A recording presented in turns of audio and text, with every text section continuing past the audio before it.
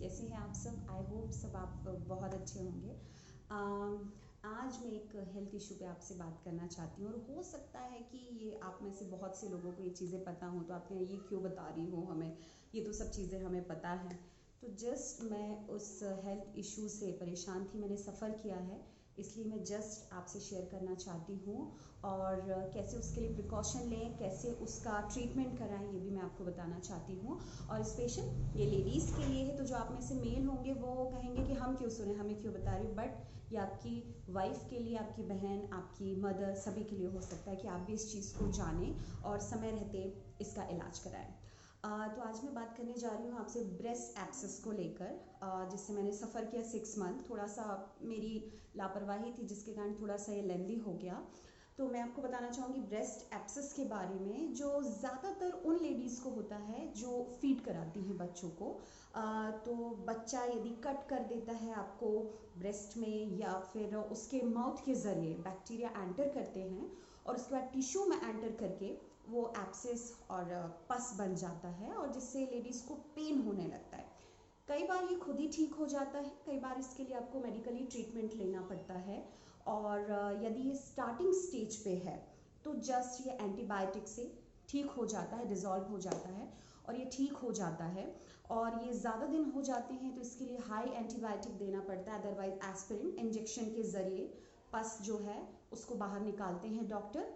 और उससे भी ज़्यादा बड़ा रूप ले लिया तो उसके बाद कट करके एक चीरा लगा के उससे बाहर निकालना पड़ता है, और आपको 1 या 2 और 3 स्टिचेस आते हैं, और उसका यही ट्रीटमेंट है। मेरे साथ जस्ट हुआ कि मुझे स्टार्टिंग में थोड़ा सा पेन स्टार्ट हुआ, तो जैसे घर में सभी माएँ बोल देती नॉर्मली होता है, हार्मोनल चेंजेस हैं, इस तरीके का आपको पेन हो रहा है तो थोड़ा सा सेक लो, या फिर कुछ भी जो भी ऑइंटमेंट है वो लगा के मैंने ट्रीट किया। जस्ट मुझे स्टार्टिंग में लिटिल जो ग्लैंड्स था वहाँ पे फील हुआ, तो मैंने डॉक्टर को चेक कराया, तो शी सेड ये कोई मेजर कुछ नहीं है, जस्ट हार्मोनल चेंजेस हैं, लीव इट, ये एंटीबायोटिक से ठीक हो जाएगा। बट उससे ये क्योर नहीं हुआ, धीरे धीरे धीरे ये बढ़ता गया। और उसके बाद मैं आपको बताऊं कि बर्दाश्त से बाहर वाला मुझे पेन होता था, बट बिकॉज ऑफ कोरोना मैं डॉक्टर के यहाँ नहीं गई डर के कारण, और मैंने उसे झेला। और उसके बाद फाइनली जब मैं एक बड़े डॉक्टर के पास गई, जस्ट उन्होंने मुझे चेक किया, तो उन्होंने बोला मुझे लग रहा है कि आपको एब्सेस प्रॉब्लम हो गया, बट फर्स्ट मैं उसके लिए आपका स्कैन कराऊंगी। जब मेरा स्कैन हुआ तो उसके बाद मुझे 3 प्लेस पर पस जो ग्लैंड्स है वो डिटेक्ट हुए। तो मैं बहुत डर गई, बिकॉज ऑफ यदि ब्रेस्ट में आपको पेन होता है और छोटा सा भी ग्लैंड्स लगता है, आपको फील होता है, तो सबसे पहले आप डर जाते हैं कैंसर को लेके, जो नॉर्मली बहुत ज़्यादा हो रहा है लेडीज़ में। तो जस्ट मुझे डॉक्टर ने क्लियर भी किया, वो मैं आपको नेक्स्ट वीडियो में बताऊंगी कि ब्रेस्ट कैंसर और एब्सेस ग्लैंड्स में कैसे डिफरेंस आप कर सकती हैं। बट अदरवाइज नहीं तो ये वीडियो बहुत लंबा हो जाएगा और आपको बोर होना पड़ेगा। तो इसके लिए यही है कि डॉक्टर ने जस्ट किया, उसके बाद मैंने उन्हें पूछा कि ब्रेस्ट कैंसर तो नहीं है, बट उन्होंने कहा कि प्री मेच्योर होगा ये कहना कि आपको कैंसर है अथवा नहीं है। उसके बाद उन्होंने कहा कि सबसे पहले आपको मैं बायोप्सी करने की सलाह देती हूँ, बायोप्सी आप कराइए, और उसके बाद जो रिपोर्ट आएगी उसके आधार पे हम नेक्स्ट स्टेप लेंगे। उसके बाद मैंने बायोप्सी कराया। बायोप्सी मीन्स होता है जस्ट आप जब जाती हैं लैब में, डॉक्टर जो होता है वो जस्ट इंजेक्शन से लेकर जहाँ पे आपको पस डिटेक्ट हुआ है वहाँ से इंजेक्ट करके वो आपका पस निकालते हैं, वो जांच के लिए जाता है, और उससे डिसाइड होता है कि नॉर्मल इन्फेक्शन, बैक्टीरियल इन्फेक्शन है, अदरवाइज कैंसर से कुछ रिलेटेड है। 2 या 3 डेज में मेरी रिपोर्ट आई, तब तक मैंने बहुत टेंशन में टाइम निकाला। और उसके बाद जब मेरी रिपोर्ट आई तो डॉक्टर ने मुझे कहा कि नहीं, नॉर्मल एब्सेस है और कोई प्रॉब्लम नहीं है, बट इसके लिए गायनिक नहीं, आपको सर्जन से मिलना पड़ेगा। फिर मैं सर्जन के पास गई, जस्ट उन्होंने कहा कि इसे हम एस्पिरिन इंजेक्शन से हम निकालेंगे, और उसके बाद आपको हैवी एंटीबायोटिक देंगे, जिससे जो अदर पार्ट्स हैं वो जो हो जाएंगे, सूख जाएंगे, वो ठीक हो जाएंगे। उसके बाद मेरा जो भी हुआ एस्पिरिन करके उन्होंने निकाला। उसके बाद उन्होंने कहा कि इसके लिए एक और जो प्रोसेस है वो ज़रूरी है, वो होता है पस कल्चर। पस कल्चर रिपोर्ट में वो ये देखते हैं कि आपका जो पस है वो नॉर्मल था या फिर जो उसमें बैक्टीरिया हैं वो डेवलप हो रहे हैं, तो मतलब पस ज़्यादा बढ़ रही है, उसकी जांच करते हैं। तो 5 और 6 डेज में उसका रिपोर्ट आता है, उसके बेस पर डॉक्टर आपको जो है एंटीबायोटिक प्रिस्क्राइब करते हैं।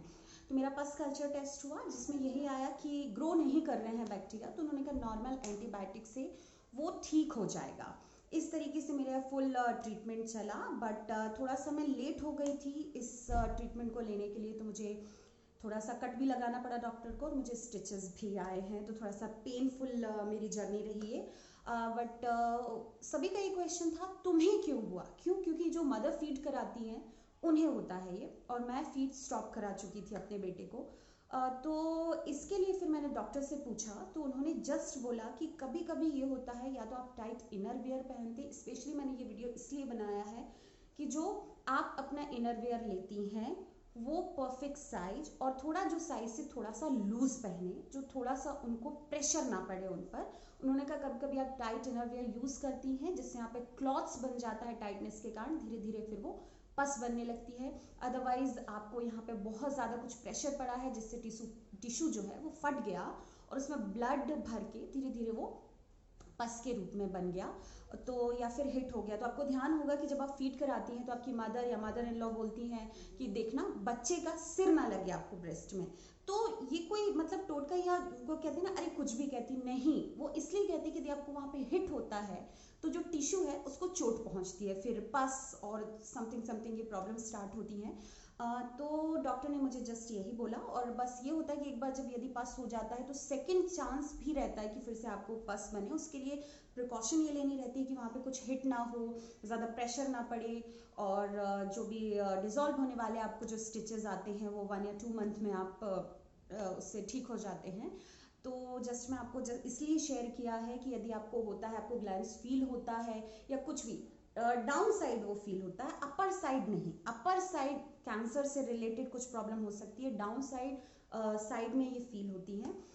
तो यदि होता, मैं कोई डॉक्टर नहीं हूँ बट ये मैंने फेस किया है, आपको ये प्रॉब्लम फेस ना करना पड़े इसलिए मैं जस्ट आपसे शेयर कर रही हूँ।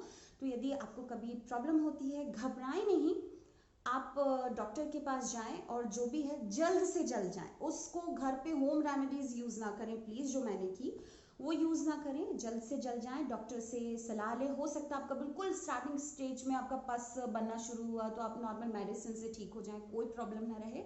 और जब बच्चा फीड करता है स्पेशली तब आप बचें कि वहाँ कुछ आपको हिट ना हो, बच्चे का सिर विर ना लगे आपको, और अपना ट्रीटमेंट कराएं। और बस यही आपको सलाह थी आपकी जानकारी के लिए कि जैसे जो मैंने पेन वेन सहा है आपको वैसी प्रॉब्लम ना हो, और जस्ट अपना ध्यान रखिए। और हाँ, लेडीज़ खास तौर पर ब्रेस्ट एग्जामिन समय समय पर करते रहें, गूगल करके देख लीजिए बहुत सारे एग्जामिन कैसे करते हैं, वो सब चीज़ें हैं।